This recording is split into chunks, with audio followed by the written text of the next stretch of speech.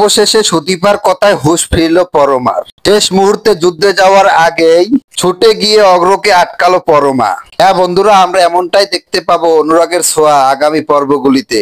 পরমার উপর অভিমান করে যুদ্ধে যাওয়ার জন্য প্রস্তুত হয় অগ্র।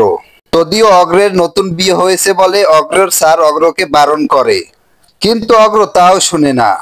অগ্র তার স্যারকে বুঝিয়ে দেয় তার স্ত্রীর তাকে নিয়ে কোনো চিন্তা নেই, তাই সে যুদ্ধে যাবে, দেশের মানুষের জন্য কাজ করবে। অগ্রের খুব খারাপ লাগে পরমার কথা ভেবে, কারণ সে তো ভেবেছিল সে পরমাকে ভালোবাসবে, পরমাও তাকে ভালোবাসবে, কিন্তু না, পরমা তাকে ভালোবাসেনি। তাই অগ্র নিজের জীবনটা দেশের জন্যই দিয়ে যেতে চায়। অন্যদিকে দেখা যায় যে আদিত্য এবং তার বাড়ির লোকজন মদিনপুর থেকে সুদীপাকে নিয়ে যাওয়ার জন্য বেরিয়ে পড়ে। তবে চৌধুরী বাড়িতে পৌঁছানোর আগেই আদিত্য পরমার কাছে জিজ্ঞেস করে তার দাদাভাই কোথায়। অন্যান্য ভাই বোনদের থেকে জানতে পারে তার দাদাভাই মিশনে চলে গেছে। শুনেই আদিত্য বুঝতে পারে যে দাদাভাই কোনো না কোনো কিছু জানতে পেরে গেছে, নয়তো দাদাভাই এভাবে পরমাকে ফেলে চলে যেত না।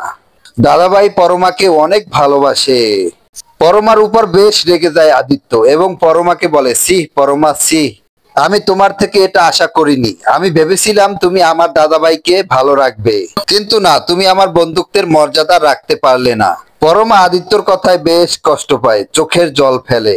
তখনই সুদীপা পরমার কাছে যায় এবং পরমাকে গিয়ে বলে, পরমা, আমি জানি না তোমাদের মাঝে কি হয়েছে, তবে মনে রাখো আমাদের মাঝে ভালোবাসার মানুষগুলো খুব কম থাকে, কিন্তু আমরা বুঝতেই পারি না কে আমাদেরকে কতটা ভালোবাসে।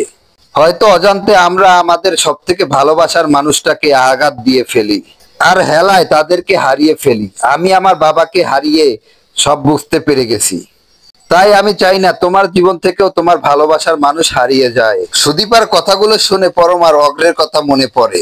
অগ্র তো তাকে খুব ভালোবেসেছিল, কিন্তু সে তো পারেনি অগ্রের ভালোবাসাকে সম্মান করতে। এখন যদি অগ্রের কিছু একটা হয়ে যায়, তাই পরমা সিদ্ধান্ত নিয়ে নেয় সে অগ্রকে ফিরিয়ে আনবে, অগ্রের মিশনের ওখানে ফিরিয়ে আনতে যাবে।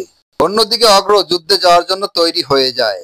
বের হতে যাচ্ছিল, ঠিক তখনই দেখে পরমা সেখানে হাজির হয়ে যায় এবং পরমা অগ্রকে গিয়ে বলে, দাঁড়াও অগ্র, তুমি যাবে না যুদ্ধে। শুনেই অগ্র চমকে যায় এবং পরমাকে দেখে বেশ হতবাক হয়ে যায়। তো বন্ধুরা, তোমরা এটা চাও তো যে এভাবেই পরমা অগ্রের যুদ্ধে যাওয়া আটকে দেয়? এবং চ্যানেলে নতুন হলে একটি কমেন্ট করে অবশ্যই চ্যানেলটি সাবস্ক্রাইব করো। সকলকে ধন্যবাদ শেষ পর্যন্ত দেখার জন্য।